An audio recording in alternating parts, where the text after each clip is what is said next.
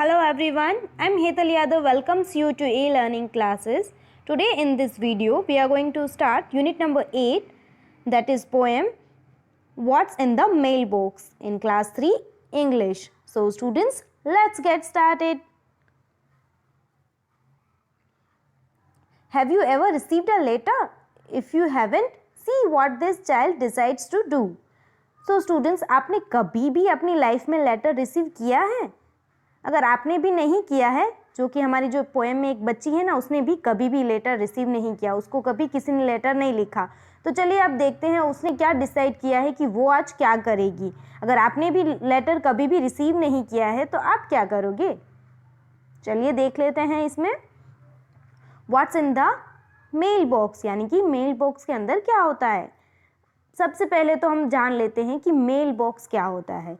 So students, यहाँ पर आप देखोगे अपनी टेक्स्ट बुक में, तो ये जो रेड कलर का आपको बॉक्स दिख रहा है, इसे कहते हैं मेल बॉक्स। यूजुअली लोगों के घर के बाहर भी रहता है, लेकिन अगर ना हो तो हम अपने लेटर्स, हम अपनी चिट्ठियाँ कहाँ पर पोस्ट करने जाते हैं?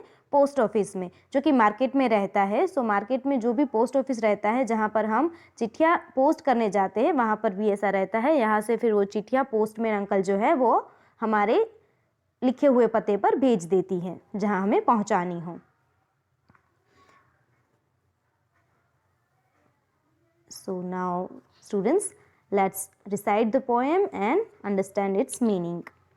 Most always when the postman comes with letters, 2 or 3, they are for my mother or my dad, but never one for me.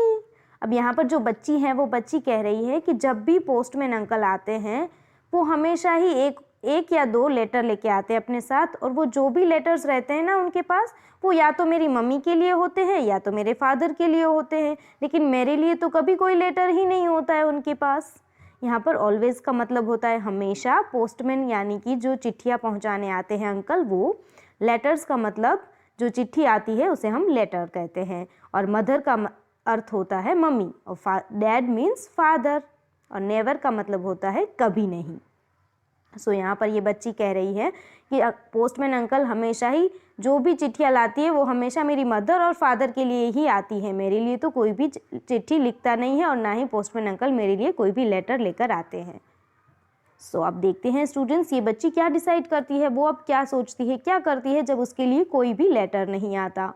I am going to write some letters, though that's what I am going to do, and then my friends will answer me and I will get letters too. फिर यहाँ पर ये बच्ची decide करती है कि अब मैं भी लेटर लिखना शुरू करूँगी, और मैं अपने फ्रेंड्स को लेटर्स लिखूँगी ताकि मेरे फ्रेंड्स भी मुझे आंसर कर सके और मुझे लेटर दे सके, और इस तरह से मुझे भी लेटर्स मिलने लगेंगे और मेरे लिए भी चिट्ठियाँ आएगी घर पे। I am going to write some letters means कि मैं अब लेटर लिखने वाली हूँ ताकि मुझे भी चिट्ठियाँ मिले अपनी चिट्ठी के आंसर में। सो स्टूडेंट, यहाँ पर ये बच्ची डिसाइड करती है कि अब मुझे तो कोई चिट्ठी नहीं मिलती ना, इसलिए अब मैं ही लिखना स्टार्ट करूँगी। वो जिन्हें भी चिट्ठी देगी उनके फ्रेंड्स को, वो सारी फ्रेंड्स उन्हें वापस इन रिटर्न लेटर लिखेंगे। सो स्टूडेंट, यहाँ पर ये हमारी छोटी सी पोएम फिनिश होती है। आई होप आपने अच्छे से अंडरस्टैंड की होगी, जिसमें कुछ भी नहीं था, बस लेटर्स के बारे में था, जो कि हम देख सकते हैं यहाँ पर। ये देखिए, ये लेटर, ये पोस्ट ऑफिस का लेटर, ये देखिए ये भी लेटर है। फिर आप थोड़ा और ऊपर जाओगे तो ये रहा, ये एक और, ये सारे ही लेटर्स हैं। और ये जो है बड़ा सा, ये है मेल बॉक्स, यहाँ पर चिट्ठियाँ पोस्ट होती हैं। और ये जो बच्ची है ये सोच रही थी कि सभी चिट्ठियाँ मेरे मदर और फादर के लिए आ रही हैं, तो अब मैं भी अपने लिए लिखना शुरू करूँगी ताकि मुझे भी इन रिटर्न में चिट्ठी मिले।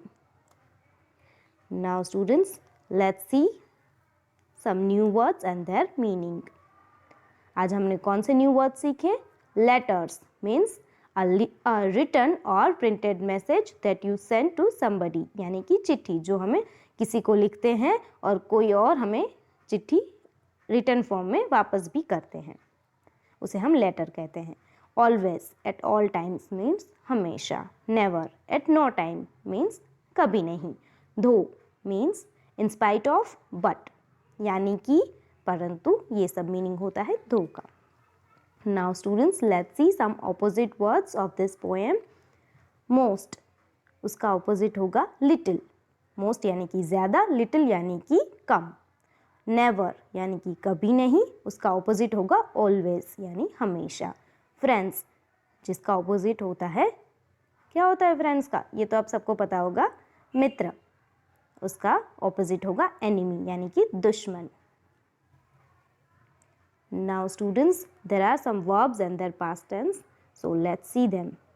Come जिसका past tense होगा came, go उसका past tense होगा went, write का होगा wrote, will का होगा would, get का होगा got, do का होगा did। सो स्टूडेंट्स आज की हमारी क्लास यहीं पर फिनिश होती है। आई होप आपने अच्छे से अंडरस्टैंड किया होगा सब कुछ और काफ़ी एंजॉय किया होगा। अब नाउ स्टूडेंट्स आपको क्या करना है, आपको new words, opposite words and verbs and their past tense आपको अपनी इंग्लिश की नोटबुक में नीट हैंड राइटिंग में लिखना है। Okay students, thank you.